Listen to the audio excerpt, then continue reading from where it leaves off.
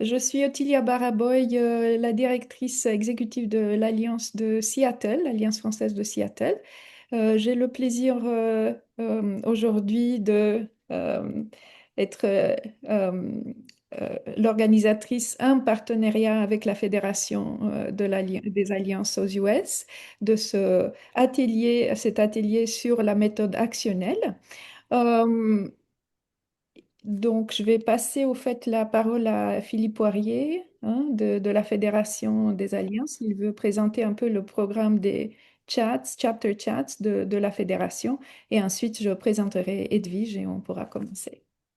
Merci en tout cas d'être venus si nombreux, nombreuses. Merci. Merci beaucoup, Ottilia. Oui, moi, donc, je m'appelle Philippe Poirier et je suis directeur exécutif de l'Alliance française de Philadelphie. Et je fais aussi partie du board, donc du conseil d'administration de la fédération. Donc, la fédération est super heureuse de co-présenter le webinaire avec Ottilia, avec AF Seattle. Merci, Ottilia, de nous avoir invités à joindre nos forces pour présenter le webinaire aujourd'hui. Et puis, je pense que, étant donné la quantité de personnes qui a déjà rejoint le webinaire, je pense qu'on c'était une bonne idée. Donc, avant de commencer, peut-être je vous dis rapidement qu'est-ce que la Fédération des Alliances françaises USA fait dans le pays. Donc, évidemment, l'organisation est là pour soutenir les chapitres des Alliances françaises qui sont membres du réseau dans le pays. Et puis, disons que sa mission est particulièrement importante pour les petits et les chapitres qui sont les alliances qui sont de grosseur moyenne, parce que souvent, ces alliances-là n'ont pas les moyens financiers, les moyens humains, les ressources humaines pour mettre sur pied, pour créer des programmes culturels dans leur alliance. Donc, la fédération est là pour offrir une variété d'événements gratuits en ligne qui sont disponibles à tous les membres des alliances françaises. La fédération aussi organise un rendez-vous annuel où tous les leaders des différentes alliances peuvent se rencontrer une fois par année. Et puis, finalement, on offre aussi beaucoup de ressources en ligne, des tutoriels, des outils marketing à tous les membres. Et il y a une ressource qui est vraiment populaire, c'est les sessions Chapter Chats, où les membres sont invités à rejoindre des discussions qui sont organisées par un panel qui connaît un sujet en particulier. Donc, on invite ces gens-là à partager leur stratégie, leurs outils, et puis les gens peuvent poser des questions. Donc, on fait ça avec une multitude une variété de sujets. Et donc, le webinaire aujourd'hui fait partie de cette série-là. Donc, on est très content d'être là.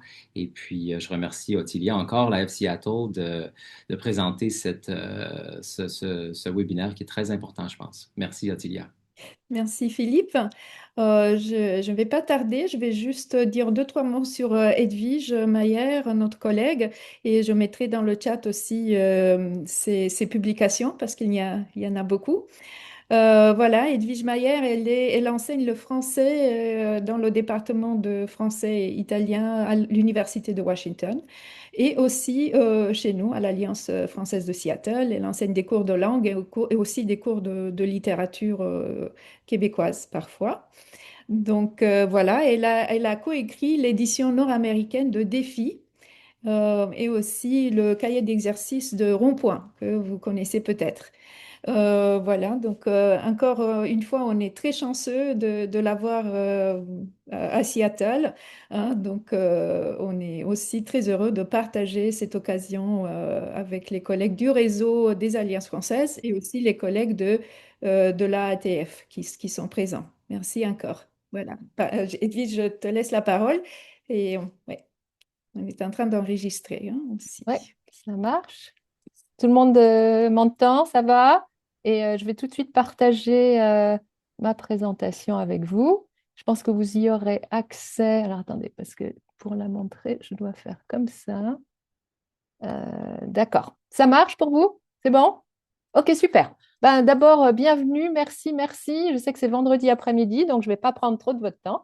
Et puis, je suis vraiment contente de voir à quel point on s'intéresse à l'enseignement des langues. Donc, le but de notre rencontre aujourd'hui, c'est d'abord mieux comprendre nos choix pédagogiques, puis les conséquences qu'on a sur les apprenantes et les apprenants. Donc, chaque moment de notre cours, en fait, est assez crucial. Et la façon dont on approche ça, donc mieux comprendre les différences entre les activités communiques traditionnelles et la méthode d'apprentissage par les tâches. Donc, ce que je voulais vous dire, c'est que ce que j'appelle les tâches, c'est alors la méthode actionnelle, la méthode par les tâches, tout ça, en anglais, c'est Task-Based Language Teaching, TBLT, TBLL, Language Learning. Donc, tout ça, ça revient au même, en fait, si jamais vous vous posez la question. Donc, je pensais qu'on pouvait commencer par quelque chose d'un petit peu interactif pour vous réveiller. Donc, d'abord, vous allez utiliser votre chat et mettre oui ou si c'est une question négative, ou non. Et voilà, donc réagissez à chaque chose que je vais vous dire. Donc, d'abord, pour commencer, l'humanité apprend des langues depuis toujours. Donc, les méthodes utilisées ne sont probablement pas très importantes, puisque de toute façon, on apprend des langues. Qu'est-ce que vous en pensez? Alors, on va regarder le chat. Non, non, non, non, non, non, non, non, non, non, non et non, avec des points d'exclamation. D'accord, donc c'est vrai que c'est important. D'abord, ça fait une différence incroyable vraiment dans notre salle de classe. Donc, on va voir pourquoi. OK, super, je suis d'accord avec vous. Les apprenantes et les apprenants ont besoin d'avoir une explication de grammaire claire avant de pouvoir utiliser les structures et appliquer les règles. Qu'est-ce que vous en pensez, les amis? Non, pas du tout. Non, non, non, non, ça dépend. D'accord, oui. Alors, pas forcément. Voilà, donc un petit peu plus nuancé par rapport à ça.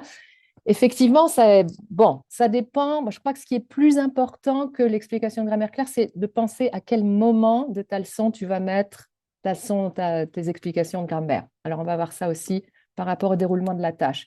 OK, encore un petit peu de travail pour vous. Pratiquer un maximum une certaine structure garantira que les élèves pourront internaliser cette structure, la maîtriser et l'utiliser de manière autonome, ce qui est un petit peu notre but, n'est-ce pas? Et voilà. Non, non, oui, d'accord. Hmm, pas toujours, d'accord. Donc un petit peu plus nuancé aussi. On a beaucoup de non. Je penche du côté du non et j'en ai fait l'expérience récemment dans un de mes cours. J'avais passé trop de temps à faire un truc de grammaire et ensuite on a eu une évaluation quelques jours plus tard et tout le monde s'est planté. Donc visiblement, le temps qu'on avait passé n'avait pas fonctionné comme je le voulais. Alors, il vaut mieux ne pas trop corriger les élèves et les laisser s'exprimer. La structure correcte s'installera d'elle-même, naturellement, à un moment donné, disons. D'accord. Donc là, on a plus de oui, peut-être. Oui, pas trop. Il faut trouver un équilibre, effectivement. Oui et non.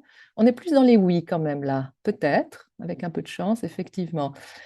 D'accord. Donc, intéressant. Et là aussi, on va voir. Donc, il y a toujours un équilibre, n'est-ce pas, en enseignement des langues entre ce qu'on appelle fluency et accuracy. Je suis désolée, parce que souvent je fais mes ateliers en anglais. Donc, on veut que les gens s'expriment, mais on veut aussi qu'ils s'expriment le plus correctement possible. Toujours trouver un équilibre par rapport à ça, eh ben, c'est pas si facile que ça, comme on va le voir. Ouais. Alors, la motivation des apprenants et des apprenantes n'est pas très importante. Ce qu'il faut, c'est juste un bon prof ou une bonne prof. Ouais, là, c'est très clair. Non, non, non et non. Faux. Ouais, je suis bien d'accord avec vous aussi.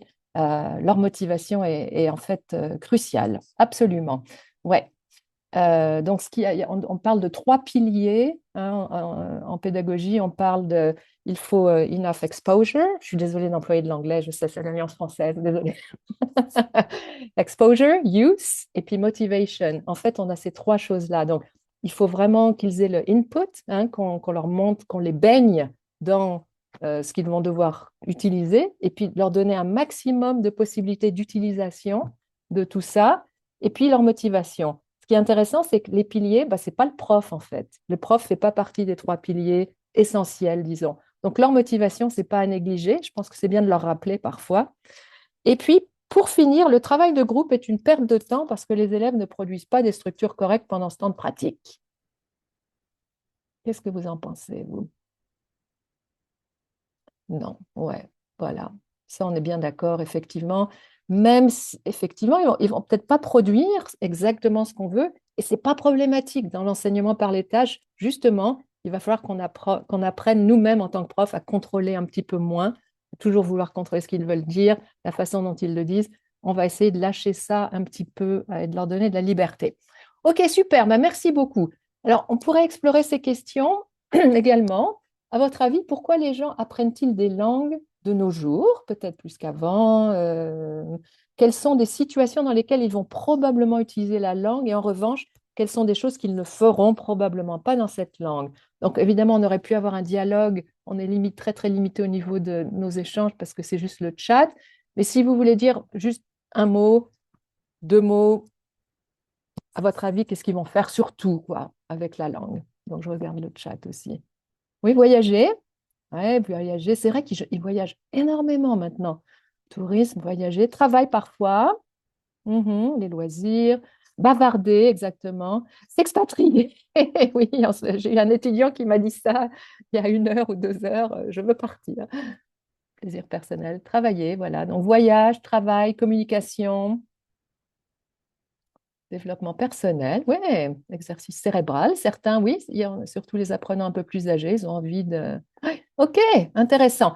Donc, moi, je pense quand même que ce qu'on veut, c'est qu'ils apprennent à communiquer avec tout ça. Donc, nous, en tant que prof, notre but, c'est de créer chez nos élèves un niveau de communication orale solide pour qu'ils puissent fonctionner en situation autonome. Ils vont probablement pas écrire des essais, des livres. Bon, ils communiqueront probablement par texto. Donc, c'est quand même la communication orale. Je pense qu'on est d'accord que c'est ce qu'on veut développer avant tout. Pas exclusivement, hein, puisqu'il faut quand même savoir essayer d'équilibrer. Ouais, mais je vois, oui, exactement. OK. Alors, donc, si on pense à enfin, ça va être très bref, hein, parce qu'on n'a pas le temps de faire ça, mais une brève histoire de l'évolution des approches. Donc, pendant très longtemps, on donnait des listes aux gens, des listes de vocabulaire, des listes de points de grammaire, toutes sortes de papiers, et puis on faisait des traductions. Donc, pendant longtemps, les gens, c'est ce qu'ils faisaient en cours de langue. Le problème, c'est on n'apprenait pas du tout la compétence orale. Donc, les gens ne pouvaient pas communiquer. Ils pouvaient comprendre, ils pouvaient lire. Il y a des gens qui savaient très bien lire dans d'autres langues. Impossible de communiquer. Donc, ce qui s'est passé, c'est qu'il y a eu un petit peu rude awakening, comme ils disent en anglais, avec les guerres mondiales, où les espions, ben, c'était pas si évident d'en trouver, pouvoir comprendre ce que disait l'ennemi, c'était pas si évident. Donc, en fait, on s'est rendu compte qu'il fallait changer quelque chose. Et ils ont démarré la méthode ALM, Audiolingual Method, qui est une méthode assez militaire, en fait. Et c'est marrant parce qu'en fait, c'était pour ça que ça a été créé. Et alors, je ne sais pas si vous connaissez ça, mais l'idée, ça vient de l'école de psychologie qui est le behaviorism. Donc, on veut apprendre le bon comportement. Et l'idée, c'était que si on apprend aux élèves à bien dire cette phrase, eh ben, ils vont apprendre à bien la répéter. Ils vont la répéter, la répéter, la répéter. Et puis après, ben voilà, ils vont pouvoir l'utiliser. Alors, c'était le genre de choses où on disait, ben voilà, je me promène avec mon chien. Et puis alors, tout le monde répétait. Et puis après, on disait grand-mère. Alors, les gens disaient, je me promène avec ma grand-mère. Oncle, je me promène avec mon oncle, etc. Donc, en fait, c'était un petit peu ces espèces de répétitions. Et c'est assez intéressant parce que parfois, on va voir qu'on utilise encore des petits éléments, en fait, de tout ça. Il y a comme des petits fantômes qui se pointent dans nos cours où on a envie tout d'un coup de faire ce genre de choses. Le problème avec cette méthode, c'était que la signification n'était pas forcément attachée aux exercices, c'est-à-dire qu'on pouvait répéter sans rien comprendre. On pouvait faire un exercice, mais pas vraiment comprendre. Et ça, c'est quand même très problématique. Et puis, en plus de ça, ça crée beaucoup d'anxiété chez les apprenantes et les apprenants, parce que, eh ben, il fallait dire les choses correctement. Et si tu disais pas ça correctement, tu avais tout faux, quoi. Donc, et puis, hyper contrôlé quand même comme environnement, hein. C'était pas évident. Alors, dans les années 70, on a commencé à évoluer et on s'est dit, bon, ça serait peut-être mieux d'avoir des notions, des concepts, finalement, plutôt que des listes de grammaire dans nos programmes. Donc, on va faire des narrations, on va apprendre à poser des questions, etc. Plutôt que mettre sur le programme les pronoms interrogatifs, ils ont quand même évolué, ils ont dit, bon, on va mettre comment poser des questions en français. Voilà. Donc, un petit peu d'évolution. Et puis finalement, ça a beaucoup évolué entre 70 et 90, et puis jusqu'à nos jours, où là, on est arrivé enfin dans les méthodes communicatives. Donc, c'est bien évidemment ce que tout le monde fait ici. Je pense que personne n'utilise les vieilles méthodes, mais rappelons-nous un petit peu, non. la méthode communicative, c'est un grand groupe. Et à l'intérieur de ça, c'est comme une approche. C'est une approche pédagogique. C'est pas une méthode, en fait. Il y a une différence entre approche et méthode. Méthode, ça dicte vraiment les choses. Approche, c'est plutôt des grands principes. On regarde les grands principes, on les connaît tous. Donc, développer une compétence communicative chez nos élèves. La grammaire n'est présentée que pour soutenir la communication. Donc, on ne commence pas juste à dire, tiens, allez, on fait le passé composé. Oui, mais pourquoi? Parce qu'on veut faire des narrations, par exemple. Le matériel est riche, compréhensible, basé sur le sens. Les élèves apprennent en coopération, fait du travail de groupe. Les facteurs affectifs interviennent dans le processus d'apprentissage, c'est-à-dire qu'on va faire attention à ne pas mettre trop de stress chez les gens, on veut qu'ils se détendent, etc. Ça, ce sont des principes, tout le monde les applique aujourd'hui. Alors, la méthode actionnelle, comment est-elle différente? Elle est donc, c'est à l'intérieur, je dirais, si on avait comme une ligne de toutes les méthodes communicatives, ça serait un petit peu à l'extrême de la communication. Donc, c'est la perspective actionnelle, et ça, c'est le cadre européen commun de référence pour les langues, hein, qui a été publié, je ne sais plus, je ne sais pas si quelqu'un se rappelle, peut-être 2005, peut-être, que ça fait bien 20 ans hein, que ça a été publié, ce truc-là. Donc, la perspective actionnelle se centre sur l'action dans la mesure où elle considère les usagers et les apprenants comme des acteurs sociaux, c'est-à-dire comme les membres d'une société qui ont des tâches à accomplir. Donc là, on va s'orienter sur, OK, on a du travail, on veut accomplir des tâches, et puis donc, tout va être orienté vers ça. Alors, les principes de cette méthode actionnelle ou méthode par les tâches, si vous voulez. Moi, souvent, j'appelle ça les tâches, mais bon. Donc, le principe de base, c'est qu'on apprend dans l'action et dans l'interaction avec les autres. Hein, on est vraiment dans l'action.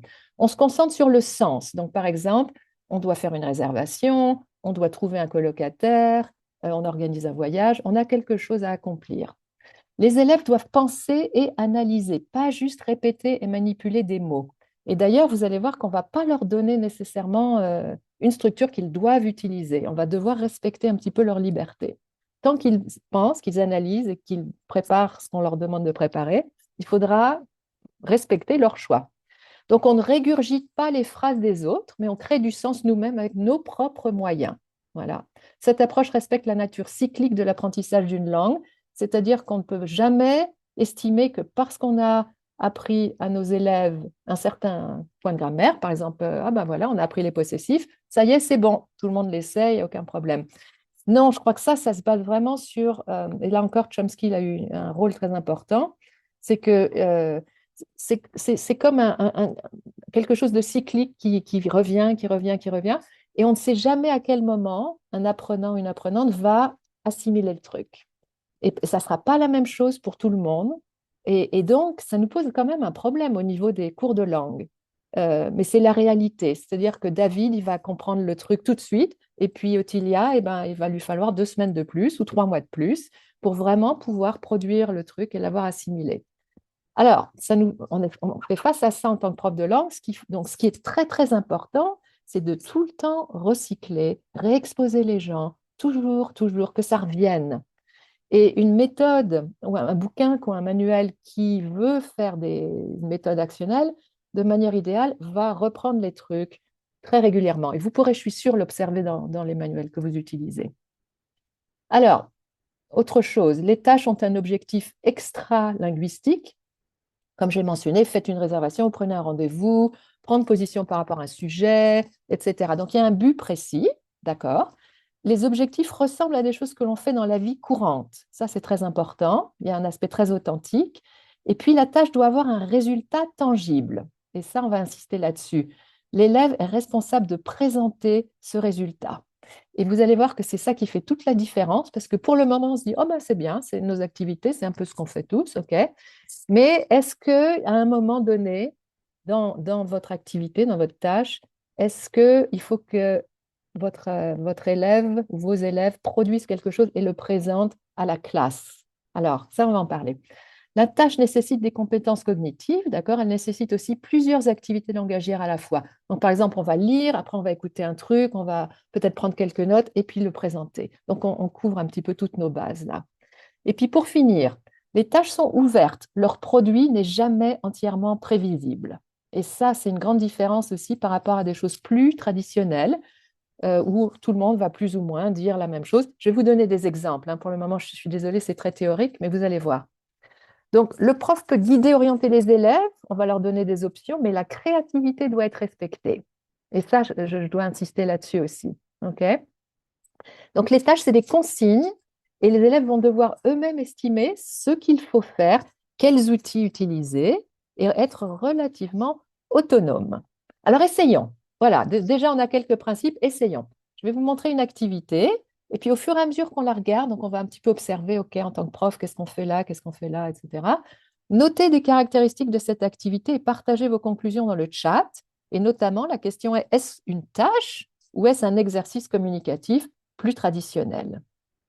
Alors, les tâches et les exercices, d'ailleurs, enfin, ou les activités, ça peut être très petit et ça peut être très grand. Là, j'en ai pris une grande, c'est une grande activité où on va, en fait, on va apprendre, entre autres, du vocabulaire, d'accord, de voyage ou d'activité, mais aussi, surtout, à exprimer ce qu'on aime faire et à quel degré.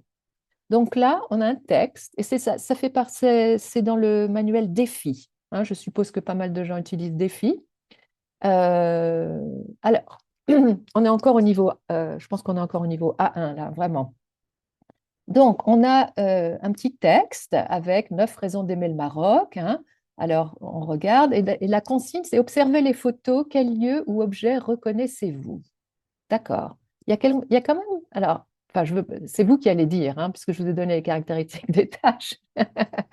Mais ils ont une consigne quand même qui est claire là, hein. Donc, on observe, ça se base aussi sur leur connaissance un peu générale. Quel lieu reconnaissez-vous? D'accord. Donc, d'abord, juste observer les photos. D'accord, très bien. Ensuite, c'est lisez la publicité et rêvez. Qu'aimeriez-vous faire, visiter, manger, acheter? Donc là, il va falloir qu'ils comprennent un petit peu plus, peut-être les musées, la musique traditionnelle, le thé, etc. OK.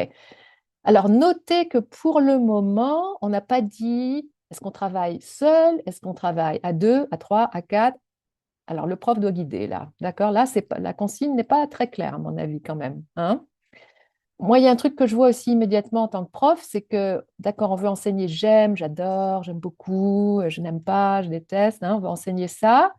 Et on commence avec j'aimerais. Je ne sais pas ce que vous en pensez. Ce serait assez intéressant. On commence avec le conditionnel là. Alors, je ne sais pas si c'est une bonne idée ou pas. Ouais. Bien, bon, alors, vous voyez, c'est aussi des choix, c'est intéressant parce qu'on a ces choix en tant que prof, on a ces choix quand on produit des manuels, hein. Donc, les éditeurs doivent penser aussi, et d'où l'importance que les éditeurs aient passé beaucoup de temps dans la salle de classe, à mon avis, et essayer leurs activités. OK, alors après, on a une écoute. Écouter, comprendre, réagir. Il y a des gens qui vont dire ce qu'ils n'aiment pas. Et puis, on va réutiliser le vocabulaire qu'on avait là. Ensuite, il y a un petit tableau à compléter avec le verbe aimer, hein. Qu'est-ce qu'on aime? Alors, on regarde, aimer, j'aime, j'aime, j'aime, j'aime, j'aime. Alors, ils vont pouvoir mettre j'aime. On a la forme nous, ils vont pouvoir la mettre. Et est-ce qu'il y a il ou elle? Je ne la vois pas. Donc, ils vont la deviner. OK. Ensuite, on a travaillé la langue, hein. Alors, on leur donne, là, on leur donne le truc. Nom commun ou infinitif. Donc, le prof va forcément enseigner à un moment, là, la langue. Comment traduisez-vous? Ça fait partie des méthodes communicatives aussi, c'est faire toujours une réflexion avec notre propre culture, notre propre langue, et voir un petit peu à quoi ça correspond. Alors, est-ce que c'est des vieux éléments de la méthode de traduction? Ça, c'est assez intéressant, hein, parce que a priori, ils auraient compris, il suffit de mettre un petit cœur ou hein, c'est pas si compliqué que ça. Et puis produire et interagir. Alors voilà, là on est plus dans la production. Vous voyez, échanger ce que les touristes aiment faire dans votre ville. D'accord? Voilà une consigne. Et puis après, on a des petites émoticônes avec ça, voilà. Puis on finit avec quels sont vos goûts. Complétez la fiche. OK. Alors moi, ce qui m'intéresserait, c'est de savoir ce que vous en pensez. C'est vraiment quand même, c'est un grand projet. Ça va prendre toute l'heure, je pense, hein, l'heure d'enseignement. Euh, Qu'est-ce que vous pensez? Est-ce qu'il y a assez de consignes? Est-ce que, bon, chaque prof est libre un petit peu d'orienter ses élèves? Par rapport, est-ce que vous pensez que c'est plus traditionnel ou que c'est plus comme une tâche par rapport à ce qu'on a dit? Qu'est-ce que vous en pensez? Alors prenez une minute, hein, je vous laisse tranquille. Prenez une minute, réfléchissez, je vais regarder le temps. Est-ce que les élèves peuvent lire? Oui, oui, oui, parce qu'ils ont accès, oui. Ils peuvent lire les indications, oui. Ça reste basé, c'est vrai, sur les structures et le vocabulaire. Ouais. Pas de but clair. Ouais.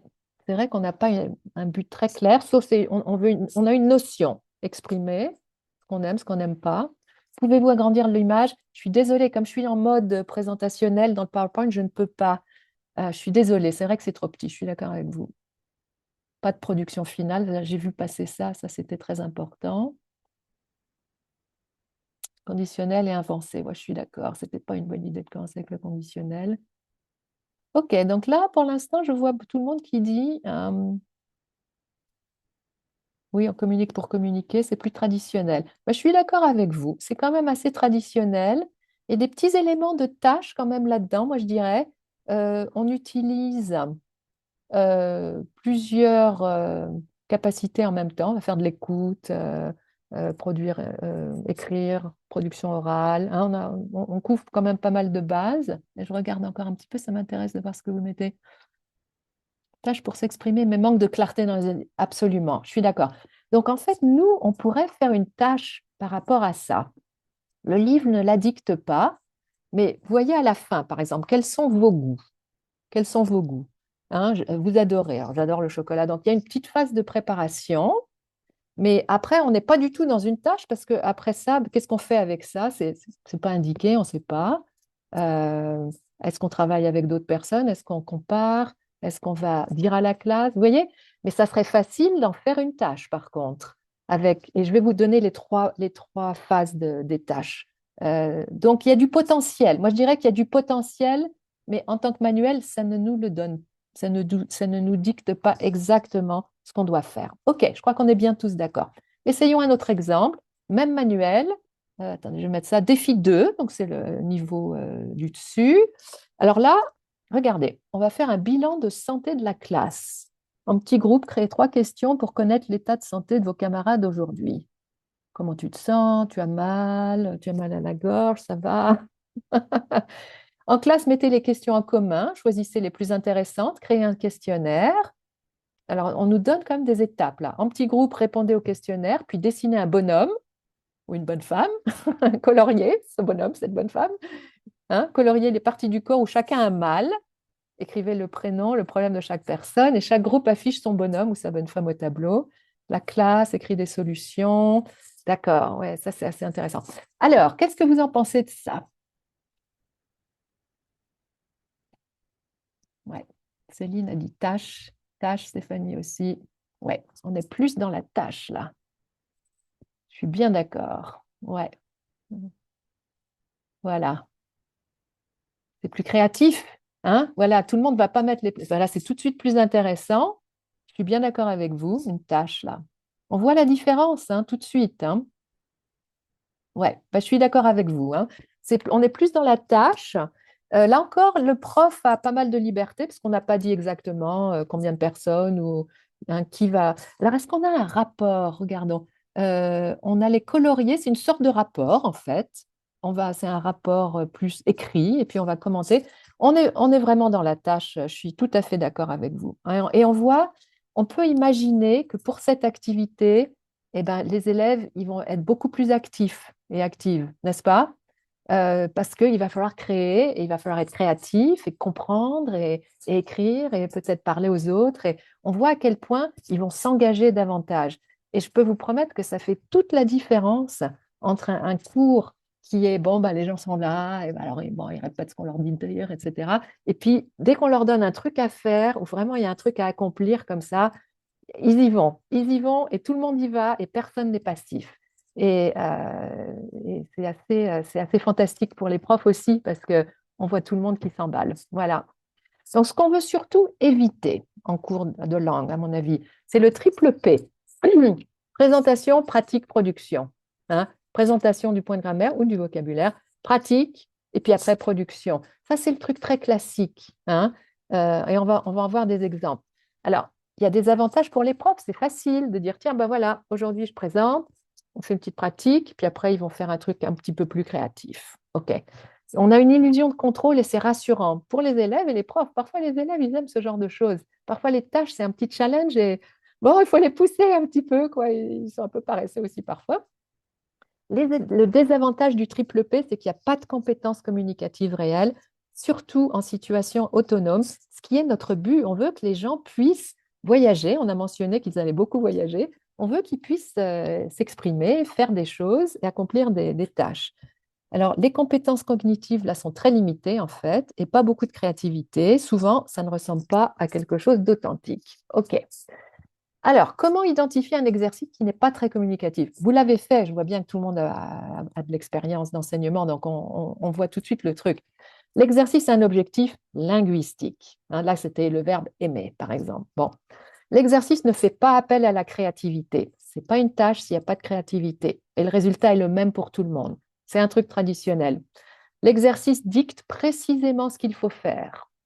Et l'exercice ne fait pas beaucoup intervenir de compétences cognitives. On se concentre généralement que sur une activité langagière. Manipuler la langue, je dirais. On manipule. Alors, ce n'est pas du temps de perdu nécessairement, je ne veux pas dire ça, parce que, bon, ce n'est pas du temps de perdu, on pratique la langue, mais on n'utilise pas notre temps de manière aussi efficace, je dirais. Alors, regardez, je vous donne un exemple qui contraste. Une activité plus traditionnelle. Observez cette liste d'aliments, expliquez à votre partenaire ce que vous aimez et ce que vous n'aimez pas manger sur cette liste. D'accord, ça c'est tout à fait. C'est une activité communicative, hein, ils vont parler, mais ce n'est pas une tâche. Alors la tâche, regardez ce qu'on ferait avec ça, par exemple.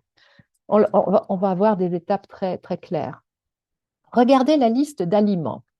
Indiquez ceux que vous aimez et ceux que vous n'aimez pas. Donc petit travail individuel rapide. Plus, moins, plus, moins, plus, moins. Qu'est-ce que j'aime?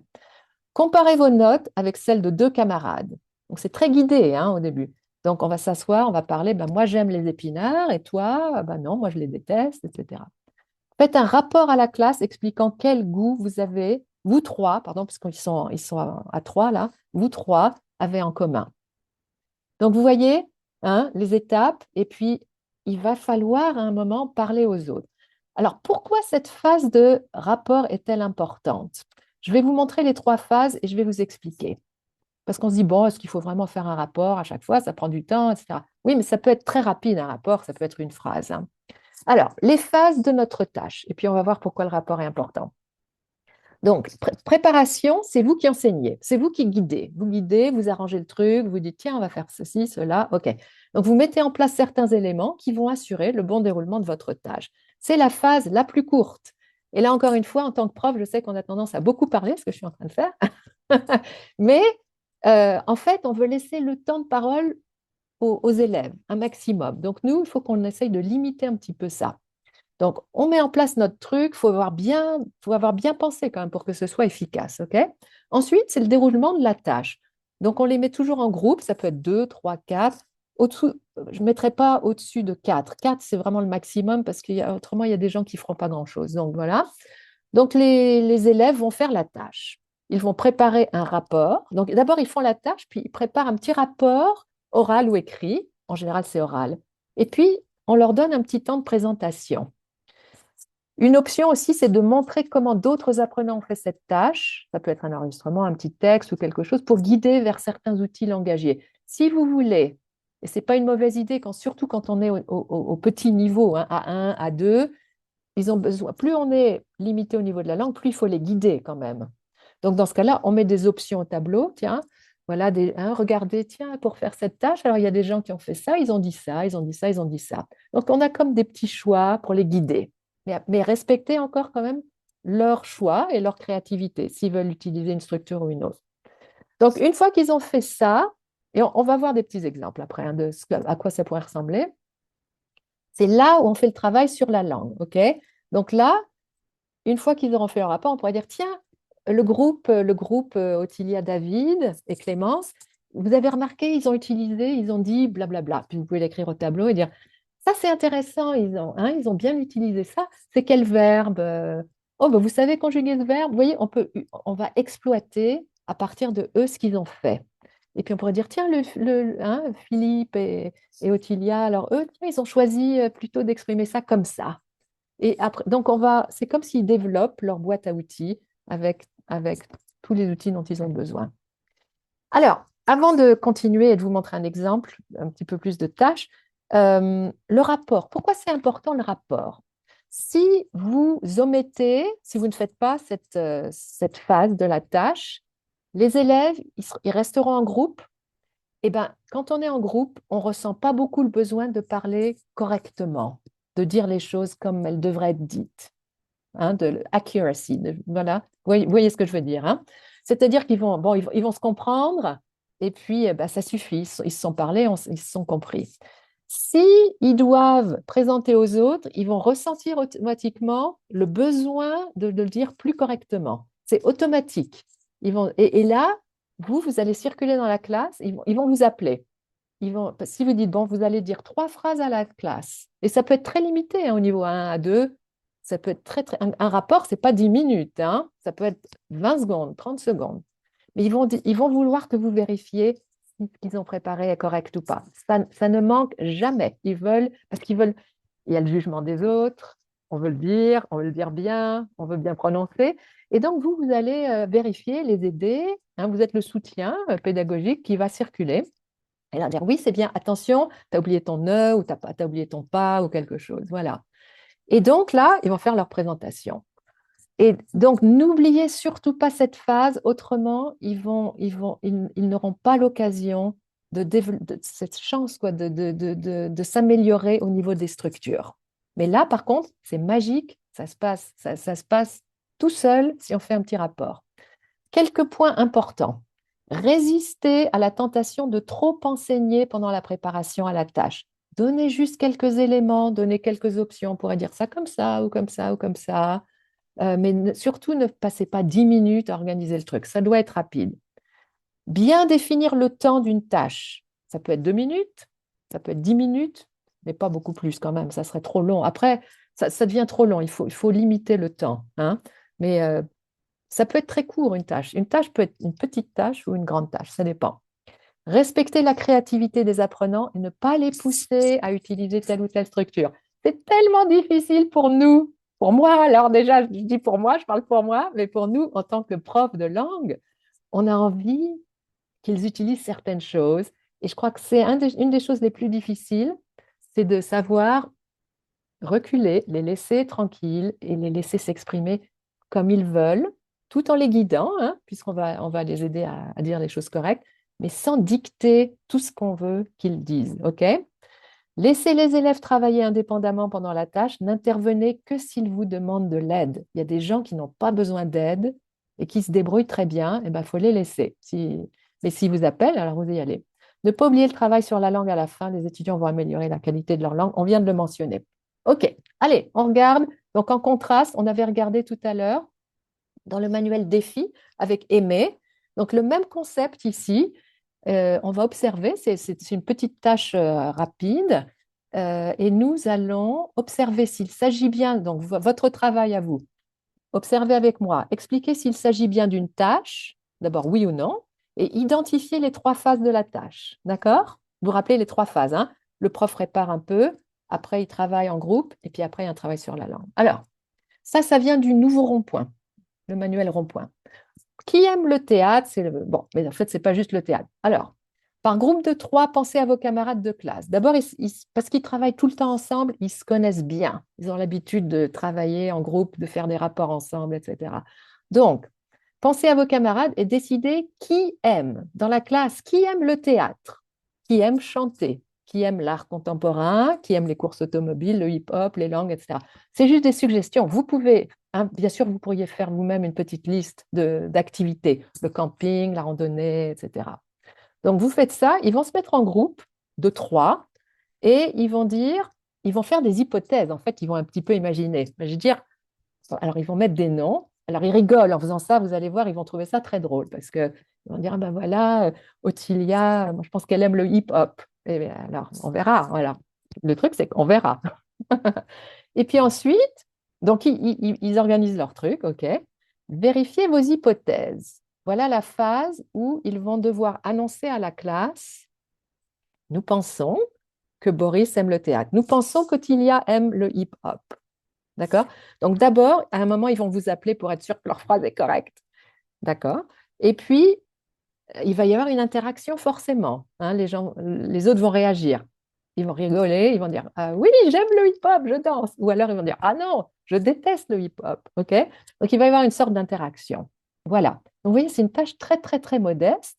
Mais qu'est-ce qu'ils vont faire? Ben, ils vont utiliser le verbe aimer. Alors, est-ce que c'est une tâche à votre avis? Est-ce qu'on a bien les trois phases ou non? Alors, c'est peut-être pas une tâche complète, hein, mais qu'est-ce que vous en pensez, vous? Dites-moi ce que vous en pensez. Prenez une minute. Voilà, attends, il y avait un grand truc là. Hop.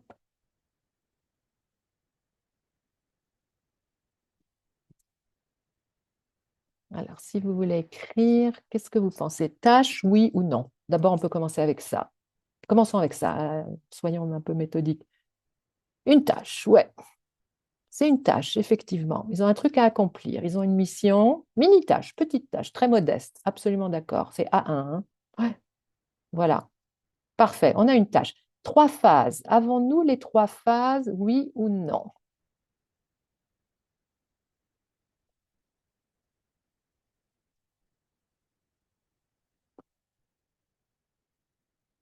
Alors, ouais. Il manque la durée. Ça, le prof dicte la durée, hein. Ça ne sera jamais dans les manuels, la durée. Mais le prof doit estimer. Ok, vous avez 2 minutes pour compléter le truc, par exemple. Pas de rapport. S'il y a un rapport, la phase B, c'est le rapport. Hein?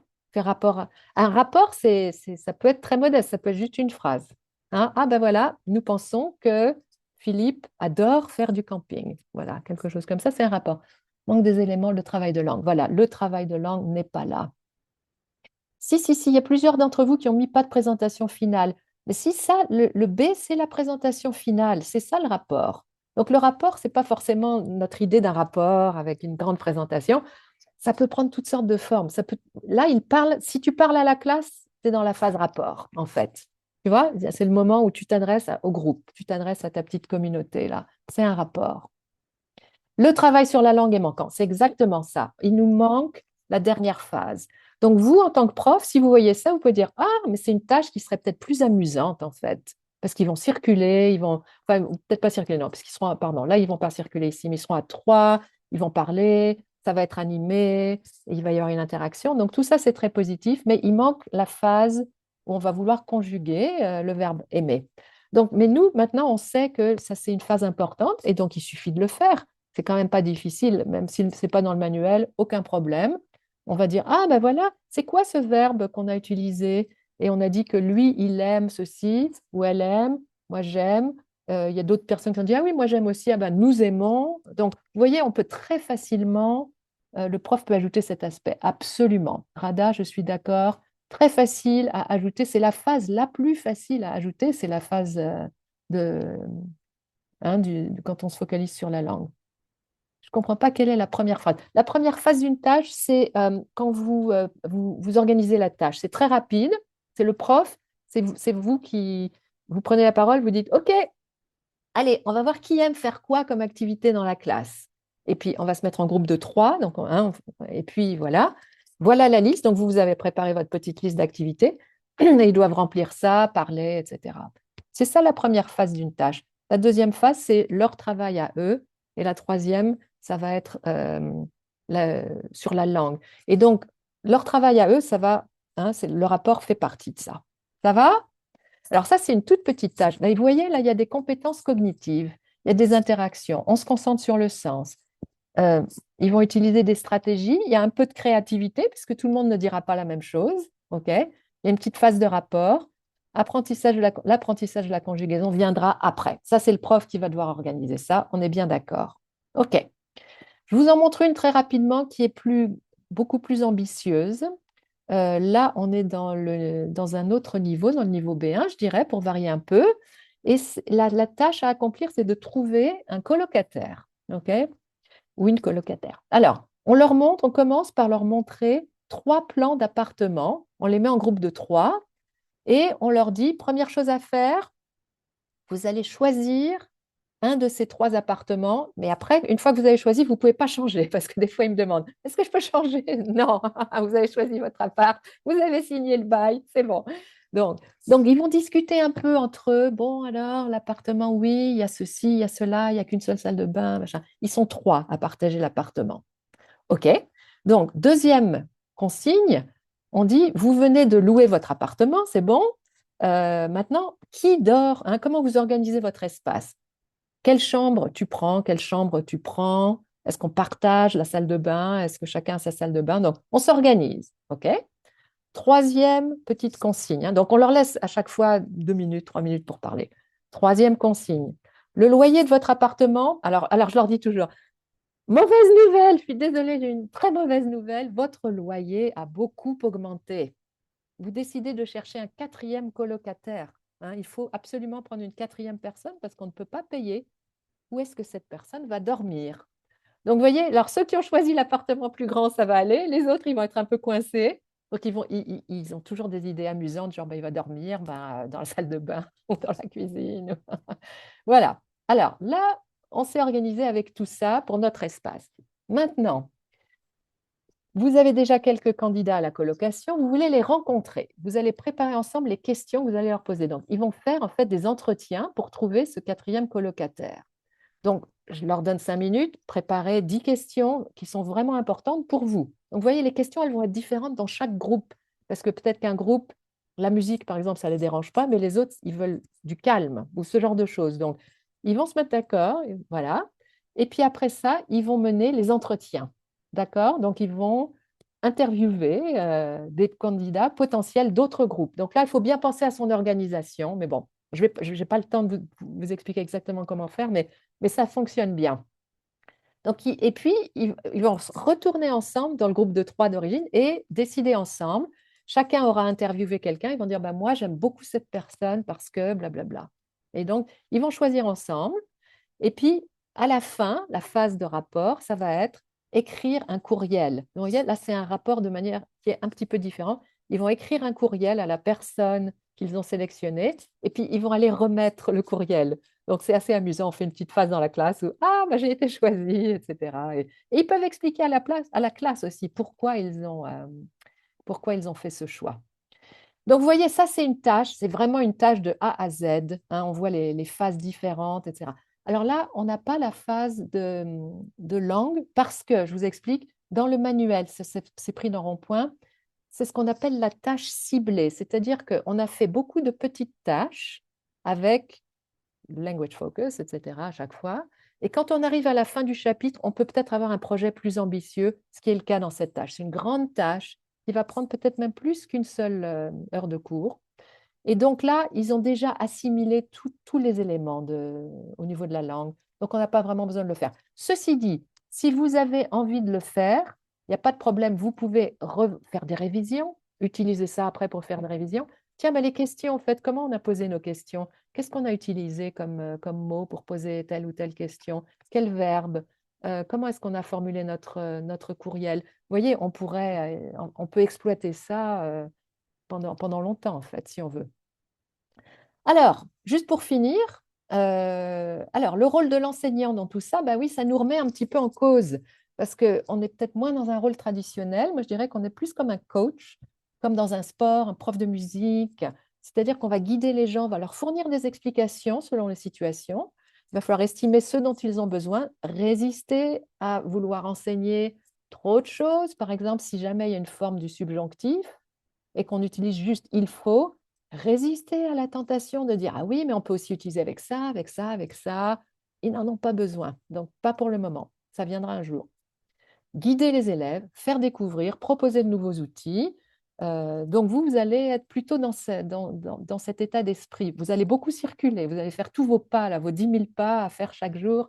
Vous les aurez dans votre salle de classe. Quel est le rôle de l'élève? Percevoir l'objectif. D'abord, ils doivent comprendre qu'est-ce que le prof veut que je fasse là. Donc, percevoir l'objectif de la tâche, en déduire la démarche à suivre et adopter une stratégie. Tout le monde ne va pas adopter la même stratégie. Faire le bilan des outils déjà acquis, estimer ce qu'il ou elle va pouvoir utiliser. Et par exemple, quand ils vont devoir poser leurs questions, là, ils vont se dire, tiens, ben oui, alors on a quand, on a où, pourquoi, est-ce que, qu'est-ce que. Donc, ils doivent comme estimer déjà ce qu'ils ont comme connaissance et voir ce dont ils ont besoin et ils vous poseront des questions à ce moment-là. Mobiliser ces outils, demander davantage aux profs pour pouvoir arriver à la réalisation de l'objectif. Et voilà. Alors, juste, c'est la dernière slide, hein, comme résumé. Donc, les exercices plus traditionnels vont se concentrer sur les formes. La langue sera davantage contrôlée. La langue n'est pas toujours authentique. L'activité est plus centrée sur le prof. On retombe toujours sur le prof, sur le prof, sur le prof. Pas de produit tangible. Il n'y aura pas de présentation, il n'y a pas un produit. Une tâche, on se concentre sur le sens, mais du début jusqu'à la fin. La créativité est encouragée, la langue est authentique, l'activité est centrée sur l'élève de A à Z et il y a un produit tangible.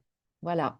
Donc, on voit un petit peu quand même la différence et je peux vous promettre que ça fait toute la différence dans votre salle de classe. Les gens seront plus animés, ils vont apprendre davantage. Ça fait beaucoup de différence.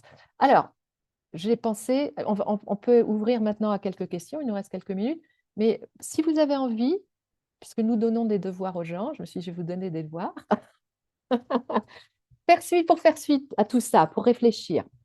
Si vous avez un collègue ou une collègue avec lesquels vous aimez travailler, mettez-vous d'accord sur une activité que vous aimez particulièrement dans les premiers chapitres de votre manuel. Observez si c'est une tâche ou non. Comment est-ce qu'on pourrait, même si c'est un exercice, est-ce qu'on peut le transformer en tâche? C'est pas si compliqué que ça. En général, on peut le faire. Et puis, quand vous aurez fait votre activité, préparez un petit rapport, un PowerPoint, un email pour vos autres collègues pour leur expliquer pourquoi et comment vous aimeriez utiliser cette tâche dans votre cours. Et voilà. Alors, avez-vous des recommandations? Je lis vos questions, hein, sur la manière d'utiliser la méthode actionnée dans un cours particulier. L'étudiant ne peut pas travailler en groupe avec d'autres étudiants de son niveau. Alors ça va être très difficile dans le sens où on travaille dans l'interaction avec les tâches. Donc, si on a quelqu'un qui ne peut pas travailler, pourquoi est-ce qu'il ne pourrait pas travailler avec les autres? Qu'est-ce qui ne marche pas? Ou un cours privé. Un cours privé, donc vous allez devoir vous-même vous impliquer en tant que... Vous serez le prof, puis vous serez aussi l'étudiant avec lequel ou laquelle il fera des activités. Il faudra vous mettre dans des rôles différents, à différents moments, quoi. Ouais.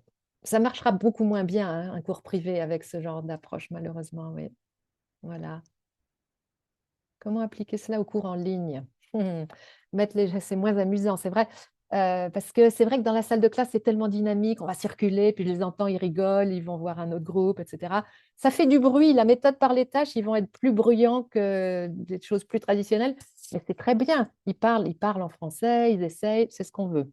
Donc, cours en ligne, ben, il va falloir les mettre dans les salles. Hein, on peut ouvrir des salles, les laisser travailler, puis après ils présentent au groupe. C'est possible, c'est possible. Puis vous circulez dans les salles, hein, que vous avez ouvertes. C'est possible. Les breakout rooms, voilà, c'est ça. Ouais, voilà, ça marche. Voilà. Ben, vous avez trouvé la solution vous-même aussi, parfait. Est-ce que autre chose, des commentaires autrement ou des questions si vous en avez? Si vous n'en avez pas, faites en cours privé. Ah oui, oui, oui, voilà. OK. Très bien. Ça serait très utile dans les cours de français professionnel, absolument, absolument. Ouais. Ça peut s'adapter à tout, en fait. Ça peut s'adapter à des cours tout à fait, hein, de A1, d'A2, et puis professionnel, absolument. Voilà. Est-ce que ce webinaire sera disponible? Ça, il faut demander à Ottilia. Oui, Oui, on va le c'est bon. partager, oui, après, ouais. Ouais, vous recevrez un email. Ouais. Oui, et puis si jamais vous avez des questions, vous voulez communiquer avec moi, ou n'hésitez pas, je vous mets mon email, hein, il n'y a pas de problème. Vous pouvez, attendez, je vous mets ça. Hop, ça ne me gêne pas du tout. Voilà, ça c'est mon email. Est-ce que beaucoup de profs de français utilisent cette approche maintenant aux États-Unis? Malheureusement, non. Moi, je pense qu'on est tous dans les approches communicatives, mais en fait, le seul manuel que je connaisse qui soit entièrement basé sur les tâches, c'est Rond-Point. Et ça fait 20 ans qu'on l'a publié. Et bon, il a vieilli. Ça marchait super bien. Moi, je l'ai utilisé longtemps. Bah, David et Ottilia, vous l'avez vu aussi. Mais bon, il a vieilli et puis il n'a pas été remplacé aux États-Unis. C'est dommage, ouais, c'est dommage. Peut-être que l'une ou l'un d'entre vous voudrait publier un nouveau manuel avec les tâches. Ça serait bien. OK. Alors, par rapport aux outils, désolé, est-ce que vous avez une suggestion, ma belle? Je n'ai pas bien compris votre question par rapport aux outils. Comment développer la boîte à outils? Est-ce que c'est ça?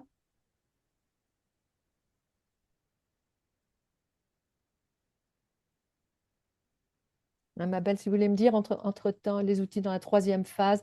Oui, ça peut être, oui, on développe ça ensemble. Donc, je crois qu'il faut qu'ils aient un truc traditionnel, genre un cahier, et qu'ils prennent des notes. Et puis, vous pouvez organiser un Google Doc ou quelque chose si vous voulez aussi en tant que prof. Mais ça va être les choses à organiser en tant que prof. Est-ce que l'approche actionnelle est plus populaire en France? Ouh, je ne suis pas certaine. Bon, je ne suis pas certaine. Parce que je ne sais pas comment on enseigne l'anglais, l'allemand, l'italien, l'espagnol, tout ça en France. Je ne suis pas convaincue. C'est très populaire dans les cours de, comment ça s'appelle, anglais, langue étrangère. Hein, tous les cours qu'on fait ici de anglais, langue étrangère, ils utilisent Taskbase depuis longtemps. Et je crois que la plupart de la littérature par rapport à ça, c'est en anglais. Hein. D'ailleurs, j'ai un super livre si ça vous intéresse. Moi, je vous recommande ce livre. Ça s'appelle A Framework for Task-Based Learning. Et vraiment, c'est un excellent manuel pour les profs. Moi, je vous le recommande. Euh, Très, très bien. C'est Jane Willis qui a écrit ça. Attendez, je suis désolée, parce qu'il y a beaucoup de choses maintenant dans le chat. Conseil pour utiliser ce message avec tous les premiers cours. Ah oui, oui, tout à fait. Ça marche super bien avec A1. Avec les grands débutants, ça marche vraiment exceptionnellement bien. Alors par contre, les tâches seront très très courtes. Ça va être des mini-tâches, mini-tâches, mini-tâches, mini-tâches. C'est bon. Puis petit à petit, ça va être un petit peu plus ambitieux. Euh, Pauline s'en va. Merci, merci. On pourra regarder après. Voilà. Ah bah de rien. C'est l'heure de partir, effectivement. Il est 14 heures. On utilise beaucoup le travail sur les tâches pour FLE. Ouais, ok, c'est super. Pour FLE. Ce qui m'inquiète plus, moi, c'est dans les lycées, les cours d'anglais ou les cours d'allemand ou d'espagnol, tous les cours de langue. Je ne suis pas sûre que cette méthode ait pénétré à tous les niveaux, disons. Ouais. Ben, merci à vous. Merci, merci. Si vous avez d'autres questions, n'hésitez pas. Et puis ben, bonne continuation. Et j'espère que vous essaierez quelques petites tâches dans vos cours. Et Edwige, est-ce que Oui, tu peux mettre le nom, le titre du livre dans le chat parce que oui, quelqu'un avait absolument. demandé. Oui. Alors, a framework, task-based language teaching. De Jane Willis. Ouais, c'est vraiment, à mon avis, c'est le top. Ouais, et c'est facile, c'est amusant en plus. Elle écrit de manière tout à fait amusante. Elle donne des exemples de sa salle de classe, etc. Ben, merci à tous hein, et à toutes. Merci. Ouais. Merci beaucoup. Bon week-end. Bon week-end. Oui. Profitez bien. Et- Au revoir tout le monde.